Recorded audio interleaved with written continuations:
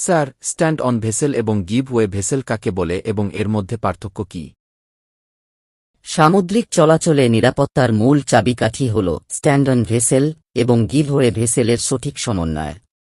আন্তর্জাতিক সমুদ্র আইন বা কলারেজ রুলস 15 এবং বাংলাদেশ অভ্যন্তরীণ নৌ চলাচল বিধিমালার 24 নং আর্টিকেল অনুযায়ী যখন দুটি শক্তিচালিত নৌযান আড়াআড়িভাবে সংঘর্ষের ঝুঁকির মুখে পড়ে তখন তাদের ভূমিকা নির্ধারিত হয় যেই নৌযানটি নিজের নির্ধারিত দিক ও গতি পরিবর্তন না করে নিরাপদে সামনে এগিয়ে যাওয়ার অধিকার পায় তাকে স্ট্যান্ড অন ভেসেল বলা হয়।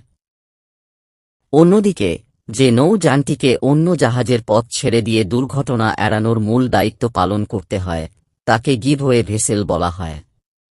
স্ট্যান্ড অন ভেসেলের প্রাথমিক দায়িত্ব হল নিজের গতি ও কোর্স স্থির রাখা যাতে অন্য জাহাজটি বিভ্রান্ত না হয়। তবে পরিস্থিতি অনাকাঙ্ক্ষিতভাবে বিপজ্জনক রূপ নিলে এটিও নিজের দিক পরিবর্তন করে দুর্ঘটনা এড়াতে পারে। আর গিভওয়ে ভেসেলের প্রধান কাজ হল সময় থাকতে এবং স্পষ্টভাবে নিজের দিক পরিবর্তন করা বা গতি কমিয়ে দেওয়া যাতে অন্য জাহাজটি বুঝতে পারে যে নিরাপদ দূরত্ব তৈরি হচ্ছে।